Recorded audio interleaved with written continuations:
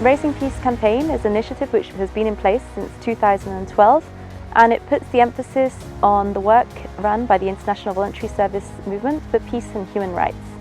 In 2019 we had 60 work camps which took place all over the world, Peace Action Weeks, and different initiatives focusing on peace and human rights education.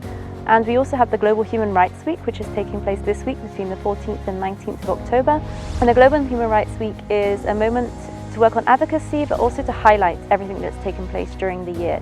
At the same time as the Global Human Rights Week, there's parallel actions which take place. So the training that we're currently running here in this beautiful place in Vaunières is focusing on soil management, and it directly links in with the right to food and housing.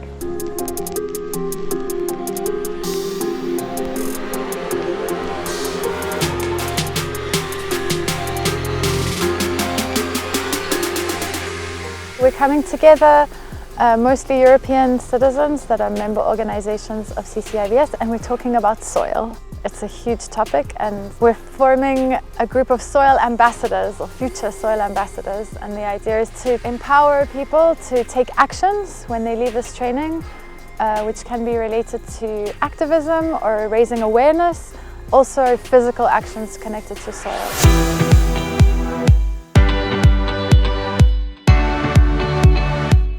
The state of soils are really worrying in all the world because of the excessive use of intensive agriculture. We have excessive plowing, use of chemicals, use of heavy machinery, also because of climate change that make it more vulnerable to degradation. I wasn't aware how important soil was for climate change and the impact soil and the right way of managing soil can have on the climate. So it's really nice to come away with some personal things I can go away and do at home, but also then professionally I've got the opportunity to work with youth projects but also with the farming industry.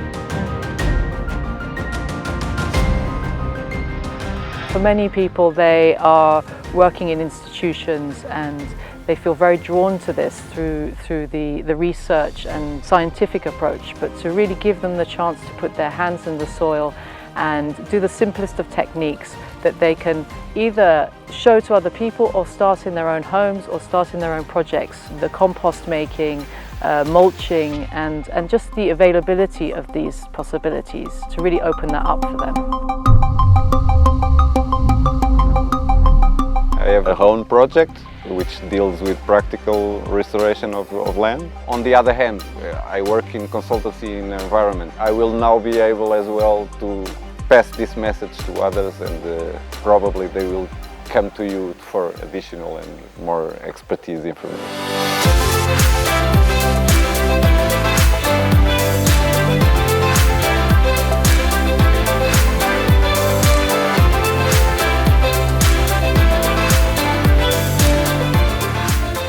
In the different sessions we've been exploring urban strategies for soil regeneration or soil conservation. We've also looked at rural settings, so strategies for farming, soil building techniques.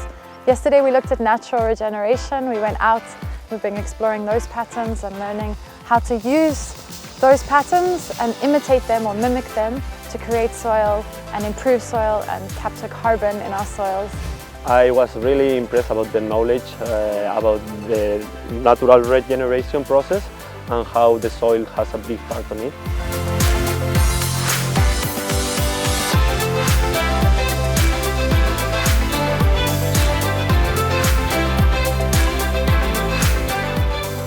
So part of the Soil for Life project is that we're writing a Soil for Life manifesto. And this manifesto is being drafted during this 4-day training, and then in the next year and a half we're going to redraft and get input during the different implementations, and eventually this manifesto in 2022 will be delivered to UNESCO as a call for action.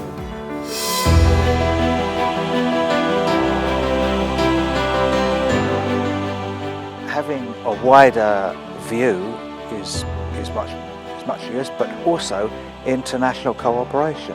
I mean, the future is in international cooperation. If we're going to save the planet, we have to do it as one human community. The one word that's coming into my mind is inspiration.